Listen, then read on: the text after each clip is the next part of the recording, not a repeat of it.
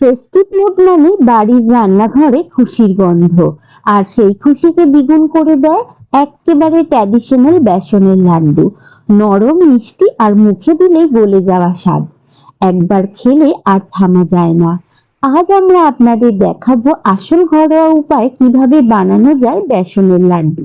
চলুন তাহলে আর দেরি না করে শুরু করা যাক আজকে আমাদের রেসিপিটি, বেসনের লাড্ডু।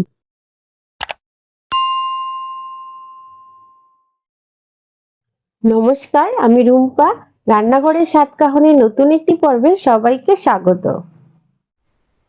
বেসনের লাড্ডু তৈরি করার জন্য আমি এখানে 2 কাপ পরিমাণে বেসন নিয়ে নিয়েছি, আর বেসনটাকে আমি খুব ভালো করে চেলে নিয়েছি। আরো কিছু ঘরোয়া উপকরণ আমি নিয়ে নিয়েছি লাড্ডু তৈরি করার জন্য। সেগুলি হলো, আমি এখানে 1 বাটি মতো চিনি নিয়ে নিয়েছি, যেটা পরিমাণে আছে 150 গ্রাম। আর নিয়েছি 1 চামচ মতো এলাচ গুঁড়ো, এবং আর নিয়েছি 6-7টা মতো কাজু। কাজুগুলোকে আমি আলাদা করে নিয়েছি মাঝখান থেকে। আর নিয়ে নিয়েছি এখানে আমি 5 থেকে 6টি মতো আমন্ড ও 4-5টি মতো পেস্তা, গুলোকে ছোট ছোট করে কেটে নিয়েছি। আর এখানে 6 থেকে 7 চামচ মতো নিয়ে নিয়েছি ঘি, আর আমি ঘিটাকে একটা বাটির মধ্যে নিয়ে নিয়েছি।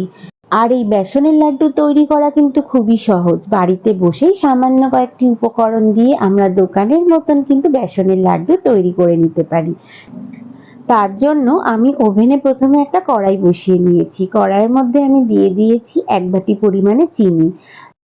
তারপর আমি এখানে দিয়ে দিয়েছি 1/2 কাপেরও সামান্য একটু কম জল। তারপর সেই জলটাকে আমি খুব ভালো করে চিনির সাথে এদিক ওদিক করে মিশিয়ে নেব। দেখবেন চিনিটা কিন্তু খুব তাড়াতাড়ি মেল্ট হয়ে যাচ্ছে। আর এটা কিন্তু অনবরত নাড়িয়ে যেতে হবে। এই সময় গ্যাসের ফ্লেমটাকে আমরা মিডিয়ামে দিয়ে অনবরত চিনিটাকে নেড়ে যাব। আর চিনিটাকে যদি আমরা অনবরত না নাড়ি, তখন চিনিটা কিন্তু মেল্ট হয়ে একটা লাল রং ধারণ করতে পারে। তাই অনবরত চিনিটাকে নেড়ে যেতে হবে। এখন আমি এখানে দিয়ে দিলাম চিনির মধ্যে 1 চামচ ঘি।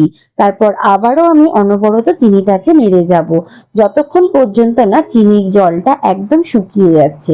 দেখবেন আবারও কিন্তু কিছুক্ষণ পর চিনিতেই পরিণত হচ্ছে।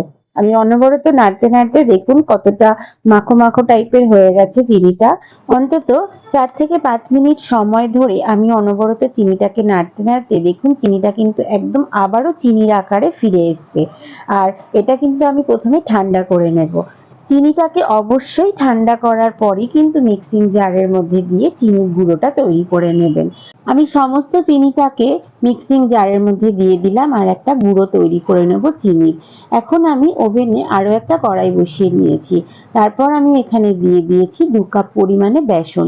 এখন আমি গ্যাসের ফ্লেমটাকে লো টু মিডিয়ামে দিয়ে অনবরত বেসনটাকে নাড়তে থাকবো, যতক্ষণ পর্যন্ত না বেসন থেকে একটা সুন্দর গন্ধ বেরোচ্ছে। এখন আমি বেসনের মধ্যে দিয়ে দিলাম অল্প কিছুটা পরিমাণে ঘি। আমি যে 6 থেকে 7 চামচ ঘি নিয়েছিলাম, সেখান থেকেই আমি অল্প কিছুটা ঘি বেসনের মধ্যে দিয়ে খুব ভালো করে বেসনের সাথে ঘিটাকে আমি মাখিয়ে নেব। খুব ভালো করে খুন্তির সাহায্যে চেপে চেপে ঘিটাকে মাখিয়ে নেবেন। আবারও কিছুক্ষণ পর আবারও যে ঘিটা অবশিষ্ট ছিল সেই ঘিটাকে আমি দিয়ে আবারও খুব ভালো করে বেসনের সাথে ঘিটাকে আমি মাখিয়ে নেব। আর দেখুন কতটা দলা দলা অংশ পাকিয়ে গেছে। আর এই সময় আমি সামান্য আর একটুখানি দিয়ে দেব জল। আপনারা চাইলে সমস্ত লাড্ডুটাই ঘি দিয়ে তৈরি করতে পারেন, তাহলে অনেকদিন অবধি লাড্ডুগুলোকে স্টোর করে রাখা যাবে। জল দিয়ে আবারও খুব ভালো করে আমি ঘিটাকে এবং জলটাকে খুব ভালোভাবে বেসনের সাথে মাখিয়ে নেব। দেখবেন খুব ভালো মতন মাখানো হয়ে গেছে এবং একটা মন্ড আকারে তৈরি হয়ে গেছে। আর এদিকে দেখুন আমি মিক্সিং জারের মধ্যে যে চিনিটাকে গুঁড়ো করে নিয়েছিলাম, দেখছেন আবারও আমি খুব সুন্দরভাবে চিনিটাকে গুঁড়ো করে নেওয়ার পর একদম মিহি গুঁড়ো হয়ে গেছে। আর আমি যে বেসনের মন্ডটা তৈরি করেছিলাম, সেটা আমি একটা পাত্রের মধ্যে নিয়ে নিলাম। আর তার মধ্যে আমি সমস্ত চিনিটাকে দিয়ে খুব ভালো করে বেসনের সাথে চিনিটাকে মিশিয়ে নেব।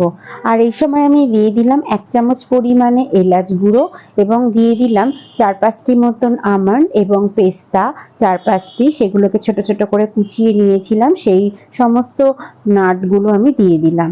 এবার আমি খুব ভালো করে সমস্ত নাটসগুলোর সাথে বেসন এবং চিনিটাকে মাখিয়ে নেব।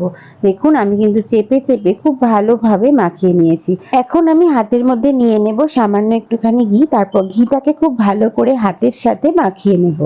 হাতের সাথে সামান্য একটুখানি ঘি যদি আমরা মাখিয়ে নিতে পারি তাহলে লাড্ডু বানানোর সময় হাতের মধ্যে কিন্তু লেগে যাবে না। তারপর আমি অল্প অল্প করে লাড্ডুর যে মণ্ডটা তৈরি করেছি সেখান থেকে আমি অল্প অল্প করে নিয়ে হাতের মধ্যে রেখে খুব ভালোভাবে গোল আকারে একটা লাড্ডু তৈরি করে নেব।